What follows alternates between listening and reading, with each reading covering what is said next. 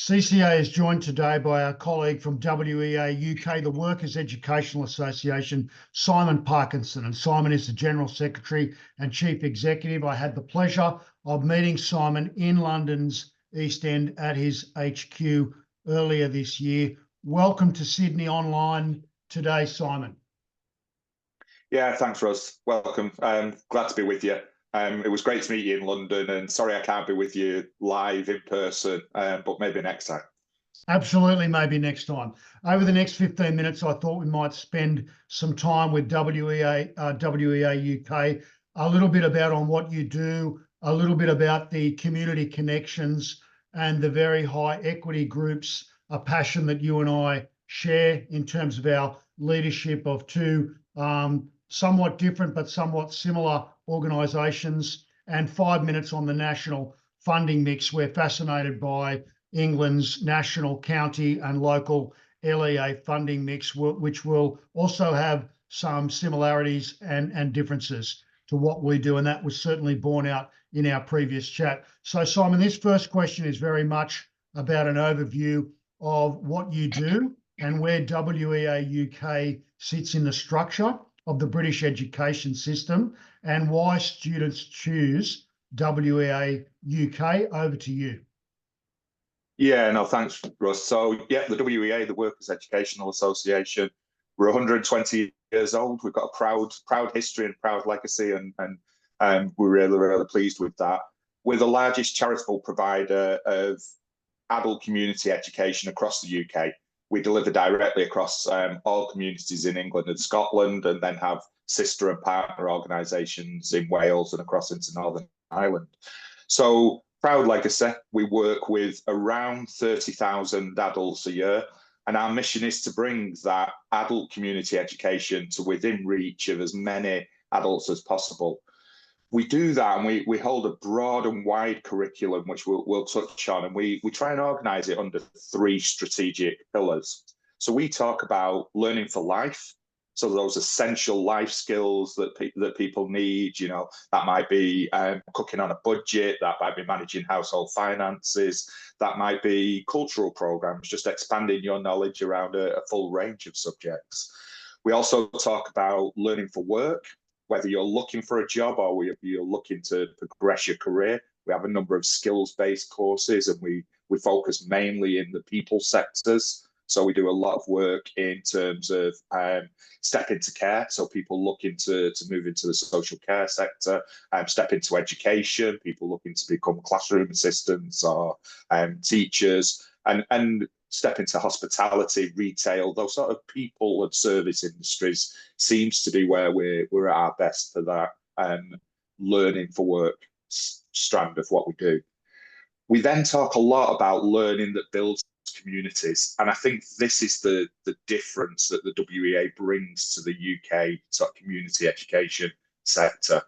So we know the really positive impact that learning any subject, actually, you know, regardless of the curriculum, the positive impact that has on individuals. Yes, it gives them skills, but we also combats isolation and loneliness. It actually gives people, you know, a real connection. And we know it goes beyond that. So beyond that individual benefit, there is a massive community benefit. So the more people come together, the more people learn something together, the stronger those connections become. And we see that across many communities across England and Scotland, that by attending a WEA class, they've met people in their community that they wouldn't have met ordinarily. They've come together, they learn together, and then they do something positive for their community. And we're really proud of that ripple effect of our adult education. So we push that, you know, a lot with government. We push that a lot with funders. We'll come on to the funding arrangements later. And that's our difference. It really is. So, you know, we'll keep doing that. We do it both face-to-face and online. Prior to COVID, almost 99% of our delivery was in communities, face-to-face. We used to say you travel less than 3 miles to study with the WEA. COVID hits, we have to become an online provider for 2 years, and I'm really proud that we did that we didn't cancel classes, we didn't just stop. We worked it out, we made it up as we went along in places, but we found a way of doing it online. And now as we go forward, and I think this will be the case for many years to come, we're a hybrid provider. About 50% of our work is back face-to-face in those communities, and the other 50% is online.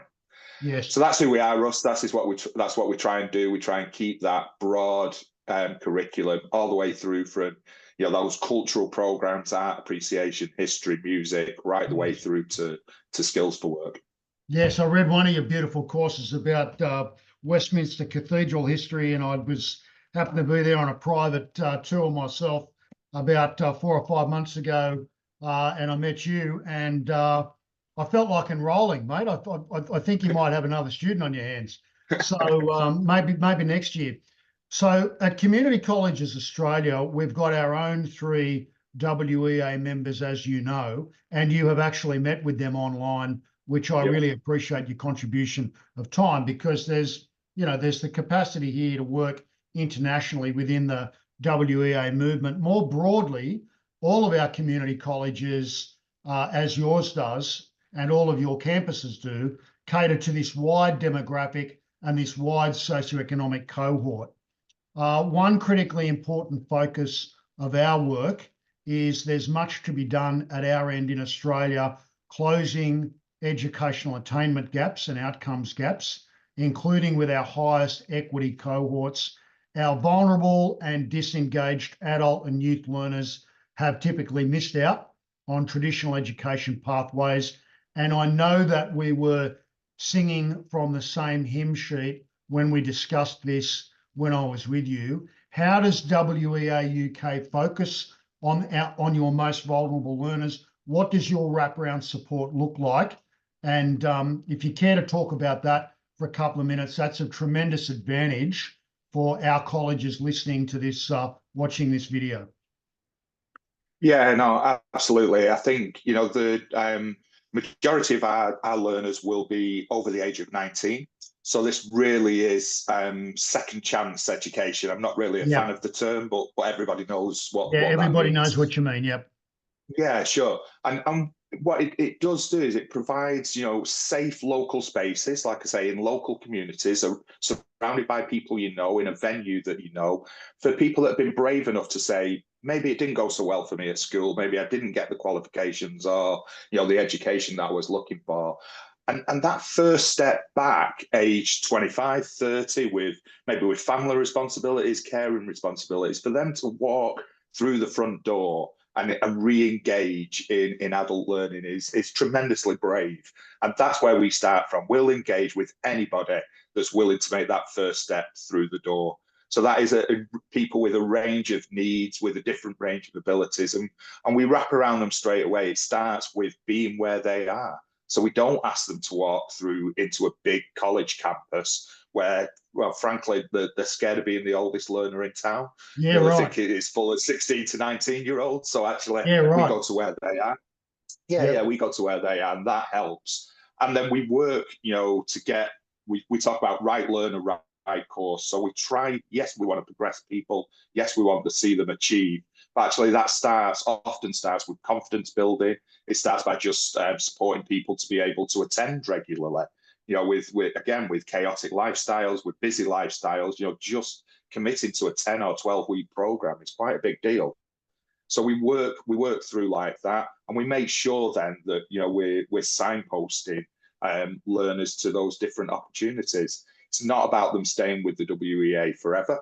It's about them, getting the confidence, getting that first start back into adult education, and then we help them progress, through into work or career progression, or through to other organisations that may be offering higher level technical qualifications. So we almost create that pathway, I think, back in to education, and it seems to work. We do a lot of work also on ESOL, as we call it, so English for speakers of other languages. So we that migrant population, that refugee population that we see in the UK, we do a lot of work there as well.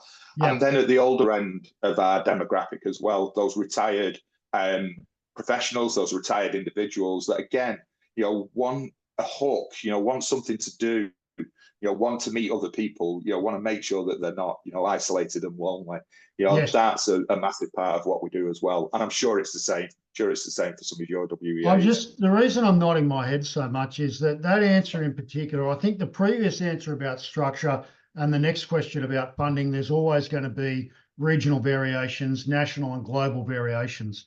Just the heart of the student experience that you've just described is what our college leadership talks about every day. In every college, I could almost marry your comments that you've made from England to what we hear every day. And I think if we ever get the chance to visit each other's colleges together, you'll really see played out in front of you the exact script that you've just spoken to eloquently now. It's a real, I think, point of similarity that we're reaching to the same demographic with the same issues and the same deep sense of passion that you and your educators have in England, we've certainly got out here. If I could move to funding, how does WEA UK maintain and grow commercially, and via what mix of federal government funding versus your county structure? We've got states, you've got counties, local government we have in Australia, but much more powerful and much more localised with your local education authorities. In England, our local councils don't have carriage. They don't have any carriage of education at all. So what's the funding mix, student, private, corporate, user pays? A little bit of a discussion about that would be very insightful for the leadership and finance teams that work with our colleges. Yeah, no, absolutely, Russ. And yeah, there will be differences as you suggest, but actually they're probably coming closer together. So yeah. I'll explain that. For many years, centuries, the UK as a relatively small island in the world has been highly centralised. So everything came from state government, really, located in Westminster in London, and almost controlling, the country from state level. What we've seen over the past 5-6 years is a process of devolution. So it's not quite creating federal states as it would be in Australia, but much more devolution of both powers and monies to areas loosely based on the English regions that people may know. So the Northwest, the Northeast, the Southwest, Southeast and London. It's not quite that straightforward, but that's loosely the way that things are done. And that devolution has included both funding and different powers. And one of the powers is the delivery of the adult education budget. So historically, the WEA was funded centrally through the state. So we got one grant from central government through our Department for Education. And we had quite a degree of freedom about how we utilised that grant, where we used it across the UK, across England, sorry, and what sort of subjects we taught, and that enabled us to hold that really broad and wide curriculum that we all know, love, and value. Increasingly, what's happened with devolution is those regions, those combined authorities, have started to make their own policy decisions about how they want to spend the money, what they want to spend the money on, and both through those devolved authorities and central government, the money stayed flat for the last 10 years. So actually, if you build in inflation, that's a real world cut to funding.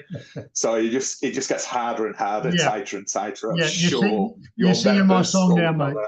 Yeah. I'm sure your members will understand that. So you've got that. Yeah. Absolutely. You've got that tight fiscal envelope. And then what you've also got, which is an issue for us here in the UK, and one that we campaign against quite strongly, and it may be the same in Australia. So limited and tightening overall budget, and then an increasingly narrow focus on skills for work. So our middle strategic priority, massively important. Let's get people into jobs. Let's progress them into the careers. It's good for the economy. It's good for them. Get it, really, really important. But it can't come at the expense of the other areas. It can't be pinch it from the cultural programs, because why are we paying for history studies? Why are we paying for art appreciation? Why are we paying for music? That's not going to get anybody a job. I can't add that to my GDP, Simon. It doesn't add to my domestic product. Yeah. Exactly right. So that's where the state funding is. That's fine. We can we campaign against that. We try and make the case for Yeah, more money, obviously, as a charity, but actually that wider flex as well, because it's massively important. Because you talk about GDP, what we did in our impact report was we asked our learners whether they felt more or less likely to visit their GP as a result of studying with the WEA. And on average, wow, it was one visit a year less to their wow, GP, which yeah. saved our National Health Service £1.6 million. You are kidding And me. no, And how absolutely. about 10% of that money back for Simon Parkinson? That's gorgeous. Yeah, So we use evidence like that, to really support that wide curriculum offer. that's great. So I'm that's going to the try that with Australian Medicare card. I'm going to try it tomorrow. That's You great. should, absolutely, absolutely.